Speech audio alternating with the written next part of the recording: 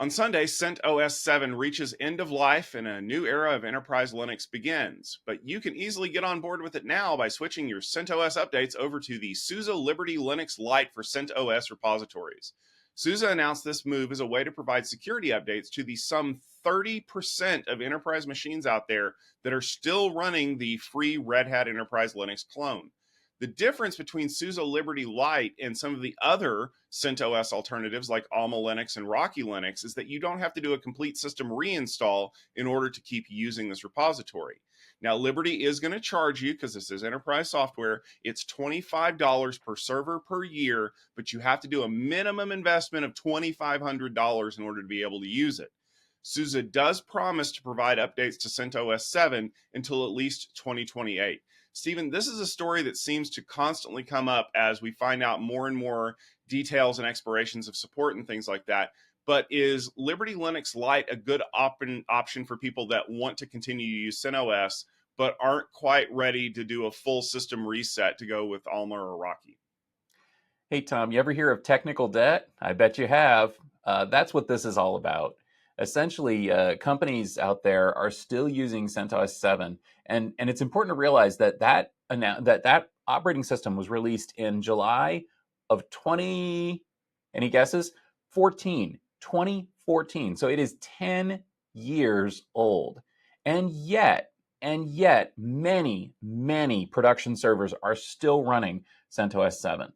And many of those users maybe not decided is not the right word. Many of those users have not decided to do anything about that. And instead, they're running up against a wall. Because as you say, on Sunday, that's it. That's no more updates coming for CentOS 7. So as you said, it's pretty easy to upgrade to a different operating system. I'm sure that Red Hat would be thrilled for you to upgrade to CentOS Stream or RHEL. But of course, there are other options as well. And we've talked about some of those here on the rundown, including Oracle Linux, Alma, and Rocky, which are similar distributions.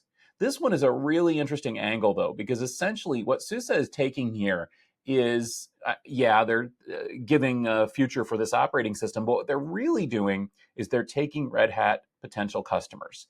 And that's what this is all about. This is about looking at enterprise users who are going to be stuck high and dry and throwing them a lifeline at a cost, and hoping, of course, that then what's going to happen is those users are going to become CentOS customers, or go from CentOS customers to SUSE customers, and that they'll continue to use SUSE's enterprise server going forward and no longer be potential Red Hat customers. Of course, the challenge here is that these people already weren't Red Hat customers. They were using the free version because they didn't want to pay Red Hat. Are they going to want to pay SUSE instead? Well, honestly, my advice would be, heck yeah, pay the money, because you cannot run a server without updates, without especially security updates in this day and age. And if you're not willing to migrate the operating system to something newer, like CentOS Stream, for example, then maybe you're going to have to think about migrating it to, embracing this Liberty Linux Lite Lifeline from SUSE. So overall, I'm going to be watching this one to see what kind of success they get. It's a clever idea. It is a really good way to kind of stick it to a customer or to a competitor, and hopefully not stick it to the customer and bring the customers in and have them happy. But, is it going to work? I really don't know if these users are actually going to pay for a lifeline when they're already not paying.